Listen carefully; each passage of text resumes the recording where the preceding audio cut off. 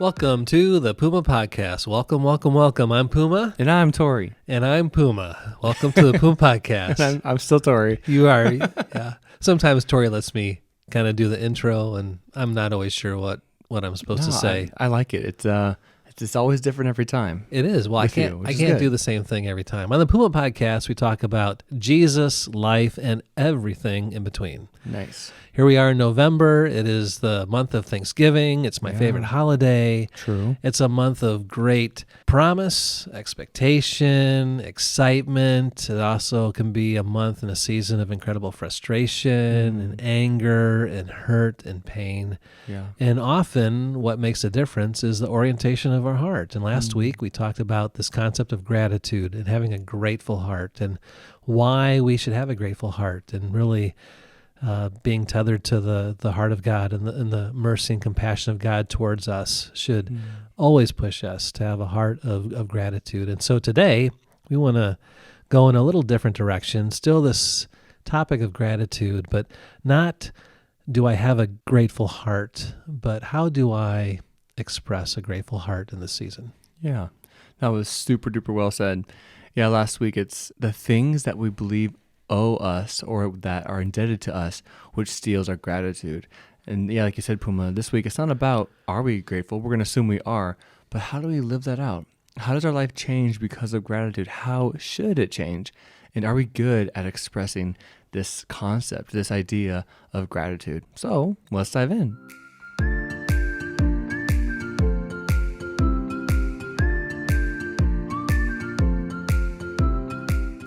I want to start off with a story because I think this story really spoke to me many years ago on how bad I was at expressing gratitude.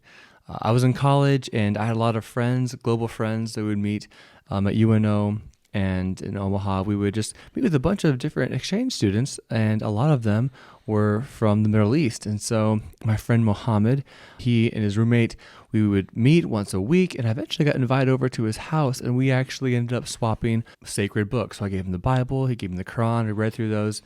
And at the end of it all, several months later, we come back together and we're just talking through, okay, so Mohammed, what do you think about the Gospels, about Jesus? And would you ever consider becoming a Christ follower? And he looked at me, and the thing he said is still pierces my heart because it was just so pointed. And he looked at me and he goes, Tory, I can never become a Christian because your faith has no smile. I remember thinking, wait, my faith has no smile? What does that mean? He went on to say how Christians are the most grumpy, the most bickering, not loving, no joy at all. He just went on to say how, why would I want to follow a God if this is his people? If Christians are just ungrateful, complaining people, why would I want to follow that kind of God? Your faith has no smile. And this idea of gratitude, last week we talked about the mercy of God. We should be the most grateful people on planet Earth because the God of the universe has shown us mercy and grace. And yet, I think a lot of the times, myself included, we're not grateful. We expect things from God. We think God owes us. We think people owe us. We're not grateful for our family and brothers and sisters in Christ. We complain at church. We gripe with each other. And so today's podcast, we want to talk about what it looks like to express gratitude because I honestly, Boom, I don't think the church is super great at it. And I want to get better at expressing gratitude. So what are some of your thoughts on this whole concept of expressing gratitude? Well, the concept of expressing, we all express emotions all the time. True. As a father, I love, especially when, the kids were little, when they're 4 and 5 and holidays, Christmas, it's fun because I buy gifts for my kids and I love watching them open a present and it's something that they really, really wanted. And they open it up and they see it in the expression of excitement and the squeal of glee, and they're just some of the kids just kind of start shaking and jumping up and down and just so excited. You know what? We didn't have a family meeting before we opened up presents and said, all right, now here's how I want you to respond. Here's how I want you to act when you get the gift that you really, really want. See, they are just expressing what's going on inside of them. At the same time, and I had this experience when I was a kid. When I was 13, When I was 13, I wanted a box of Legos and a monkey. Okay. Right. A box of Legos and a monkey. And in middle school, my parents thought I needed a new bike and a new winter coat. And so that Christmas, I got a new bike. It was like a 10-speed bike and a new winter coat. And I remember, opening it, realizing that this was my gift. I was not jumping up with excitement and glee. I wanted a $15 box of Legos. That's what I wanted. That's what I wanted as a and kid. a monkey. And a monkey. I figured the monkey would be a little hard, although you would have heard me in another country if I got a monkey for Christmas as a kid. I would have been so super excited. But I was super disappointed. And I don't know that I said anything to my parents. I didn't say, you know what, this gift is garbage. I didn't say that. But my parents could tell that I was disappointed. They could tell that I was not happy. Now, nobody told me ahead of time that if you don't get the gift that you want, you need to act disappointed. That was just a natural response. And natural reaction. Natural reaction. See, the orientation of our heart, when we talk about showing gratitude or expressing gratitude or thankfulness, it actually is going to come out of us. It's a response. When a situation happens, it's a response. It can also be a willful choice, right? That's true. Both of those. And we talk about love. Love is act of the will. Like I choose to love. And so God can command us to love.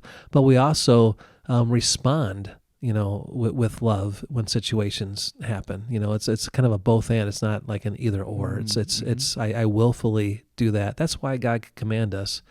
Like in 1 Thessalonians 5:18, it says, "Be thankful always, for this is God's will for us." In other words, He can command us. We are to be thankful people. Right. Whether we feel like it or not, we need to be thankful people. But God doesn't want us to be thankful out of duty. He wants to be a Heavenly Father that when He gives us good gifts, or when things happen in our life, or as we just go through our daily experiences, that we have this heart of gratitude and glee. I can't believe God gave this to me. I can't believe I have breath today.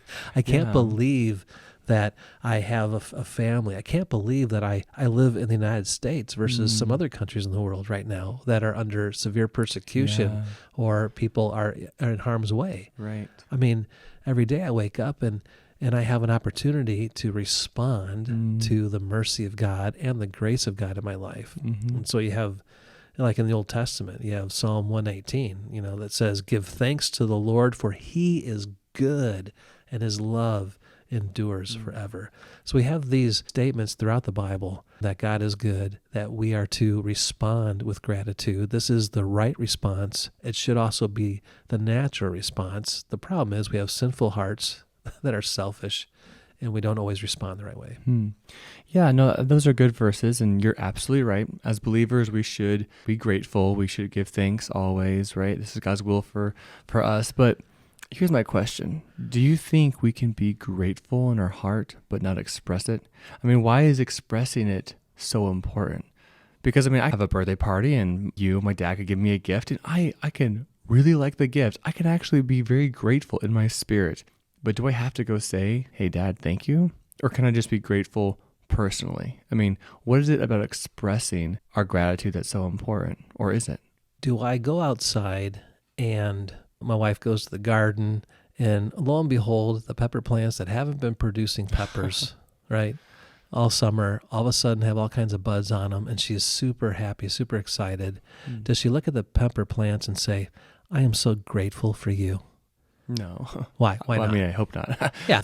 We get in the car and we drive from our home to work. Do we get out of the car and say, "Car, thank you for getting me here"? No. No, we don't. Because we don't have a relationship with the car. We don't have a relationship with the plants. See, we are grateful because we have a relationship with whoever or whatever has graced us or shown mercy to us. See, gratitude, again, is an expression of the heart in the context of a relationship. It's not some abstract thing. And so you talk about the situation with a kid. A parent gives a kid something. The kid takes it, just kind of walks to the room and doesn't say thank you or anything. Well, that's an ungrateful heart because it's not connecting relationally with the giver of the gift, or the one bestowing the blessing. Yeah. Just at that example, you have a kid and parents gave him a gift. The kid can be super grateful.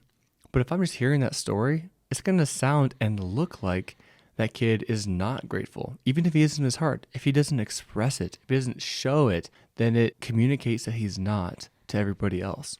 Right. We are always expressing the orientation of our heart. And this is something the Bible talks about all the time, that as we were in our Proverbs series, which we'll get back to after November here, but that our lives are always going in a direction, and our hearts are always expressing what's in it. Jesus said, out of the overflow of the heart, the mouth speaks. Our actions reveal our attitudes or our thoughts. What we believe to be true, we're going to live those out. And so when it comes to having a grateful heart, we are always going to express that. So are you really grateful for the gift if you just take it and walk back to your room? Or are you really thankful for the person who gave you the gift? I mean, Right. you really, what are you communicating about the relationship? Do you really have a relationship that's worth cultivating or worth having with, say, that parent that gave you the gift? Mm-hmm. Yeah, well, it is interesting how gratitude really is contagious. And like we mentioned last week, ingratitude is also contagious. That to not to express gratitude, that is seen and felt as ingratitude. And that's really important. Even the verse, Psalms again, where it says, "This is the day the Lord has made. Let us," not let you, let me, let us rejoice and be glad in it. I think that verse just reminds me that part of showing gratitude, it should be done corporately, and how you express your gratitude, it impacts the people around you. And I think it can really help someone to be grateful too. I remember in Mexico, some mission trips we went on, there are just some really poor people, some very poor different villages. And and I'm a big sweater, so I sweat a lot. And water, like, don't drink the water there because, the water isn't always clean. And I was so thirsty, and we had just had a meal. And we were in, I think it was Ensenada we were at, but we had just went outside after our lunch, and I had 1 cup of water. I'm thinking, man, I wish I had another cup of water.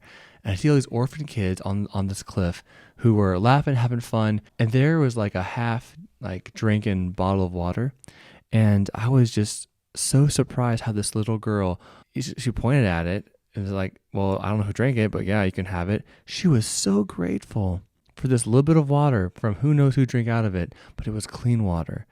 And I was complaining I only had 1 cup of water that was clean that I drank. And it feels out of place to complain and to not be grateful when someone else is just being so grateful.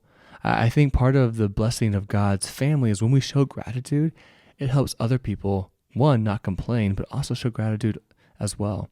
And there really is a blessing when we express, not just feel it, not just want it, not even believe, I am grateful for this or that, but when we express it, that's actually a blessing for us and for those around us. It is contagious. I mean, a bad attitude certainly is contagious. I think there's plenty of examples of that throughout life. Right. But also, yeah, a grateful, thankful heart can be very contagious.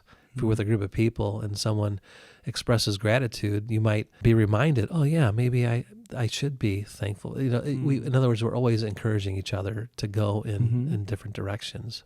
We have in Proverbs, not to go back to Proverbs, but Proverbs 18:21, that words have the power of life and death, and those who use it will see its fruit. I think we forget how powerful words are. To show, to express gratitude, to go and not even just say it, but to write, send a note. You mentioned before the podcast that there are other ways we can show and express gratitude, but it really, they're powerful. I think we forget just how powerful expressing gratitude is. Yeah, I love how Paul says this in so many of his letters, especially to the church at Corinth. I mean, he opens his letter, it's like the 4th verse of 1 Corinthians. And if anyone knows anything about this particular church, they had a lot of sin issues in this church. They had problems. They had a lot of, it was a dysfunctional church. But he says in chapter 1, verse 4, he says, I always thank God for you because of his grace given you in Christ Jesus. He says, he starts this with his letter. He says, I give thanks to God for you. In Ephesians, he says, Paul says, I give thanks to God for you every time I pray for you. I'm thanking God for you. But Paul does that, but he writes it down in a letter for them to hear and to read over and over again. I mean, in 1 Corinthians, Paul's going to say, you know what, you guys are missing the boat on this, and you really, you dropped the ball on this one. He's over and over again. Yet, he says, I'm thankful for you. What does that do to them when he says, I'm thankful for you, even though you guys have messed everything up? I still am thankful for you. I thank God for you. Yeah. I mean, what is that going to do for their soul and their psyche and their sense of value and worth as a church, as people? Do they feel like, well, Paul's just kind of writing us off, or he's like, oh, Paul is thankful for us? That's why he's telling us these things. It's because he is grateful for us, because he sees the work of God in us, and he is speaking to us. So we can take what he says. See, gratitude also opens the door for things to be heard in the heart, and for people to understand certain things. That's like we true. talked about last time, whether if I'm grateful or ingrateful, when I'm not grateful, it actually robs my heart of joy. It produces pride. But when I have a gracious, grateful heart, I'm able to have joy in a situation that maybe otherwise I might not. Or I can, have humility, like tethered to reality. We talked about expectations last week. And so gratitude, having this grateful heart, and to express that. So we can express it with words. What are some other ways we can express gratitude? Yeah, well, I think service. It's Thanksgiving next week, right? You go over to your grandma's place, there's a big meal, and maybe she didn't cook your favorite dish, or she messed it up and accidentally burnt, the stuffing or whatever. And some things can be disappointing. I mean, obviously it's good to express and say thank you, but maybe her love language is service. Maybe it would mean a lot. You could express gratitude by saying, hey, Grandma, let me clean up the dishes. Let me wash them by hand or whatever. Like, I think sometimes expressing gratitude, we cater how we love someone, how we show we care about someone, how we're thankful for someone based on their love languages. Maybe it's time, maybe it's words, maybe it's gifts, maybe it's acts of service, right? Maybe it's just a hug. Like, I just so appreciate you. Give your grandma a hug, even if you were disappointed. I think it's really important for us to remember that expressing our gratitude is not just about us, and it's not even just about those around us. It actually is obedience. I think that as Christians, we are called to honor God with our reactions and even our mind. And I think there's something really important about choosing to be grateful, choosing to see the blessing, even if it may not be what we wanted. I think there's a real lesson in how we handle our disappointments, how we handle our expectations that we have, that we didn't know we had, but still choosing to be grateful. It can mean so much. Yeah, choosing to be grateful. And again, that context of relationships.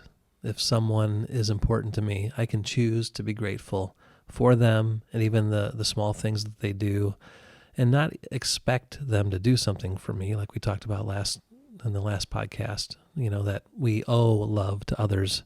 We shouldn't expect love from others, even though we need love from each other, but to owe gratitude for the people that God's put in our life, that we value them enough, whether it's a parent, grandparent, it's a friend, it's a neighbor, people in our lives.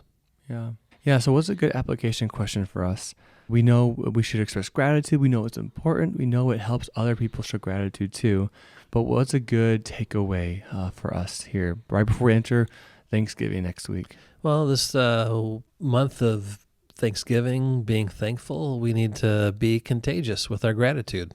How are you going to show gratitude this Thanksgiving season? Who are the people in your life? Who are the people that God's blessed you with? Can you be thankful for them? How can you show them thankfulness? Because I'm sure that someone has done something to benefit you or have helped you, or even, they're just, glad that you're here. I mean, how can you could say it with a word, with an action, we talk about, giving a hug. And then second, how can you cultivate expressions of gratitude toward God for what He has done for us. We talked about God being rich in mercy last week. Here in Psalm 118, give thanks to the Lord, for He is good. Maybe this Thanksgiving season, what are some of the ways that God has been good to you? And maybe just, tell Him, God, thank you. Thank you for being good to me in all these ways. No, that's a great AQ to ask yourself, to ask even as we go into not just, Thanksgiving, but even Christmas. I know that's a whole similar, maybe more intense, easily complain season. But how can I express gratitude? How can I show gratitude? And I think if we think a little bit more, we see those who God has put in our life, there's actually hundreds, if not thousands of blessings right before us. But do we see them? And then, of course, maybe the bigger question before God, are we really grateful? Are we really appreciative of all He has given us and done for us? So it's good. And guys, I'm so glad you guys are with us on this journey. I really do hope, we both hope that you will smile a little bit more, as a Christian, make your faith smile and not like a forced facade, but just because we have been shown so much love. And this is a great season to model that, to show that. And hey, maybe like it was mentioned, maybe it'll be contagious this Thanksgiving. So guys, hey, we love you. Thank you for joining us. If you have any questions or comments, please feel free to reach out to us at thepumapodcast.com and share this with your friends. Share this with your family if they might benefit from this too. So guys, hey, we love you and we'll see you next week. Have a great Thanksgiving. Bye-bye. Bye.